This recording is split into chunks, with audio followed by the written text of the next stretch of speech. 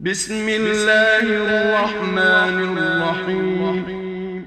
الحمد لله الذي أنزل على عبده الكتاب ولم يجعل له عوجا قيما لينذر بأسا شديدا من لدنه ويبشر المؤمنين الذين يعملون الصالحات أن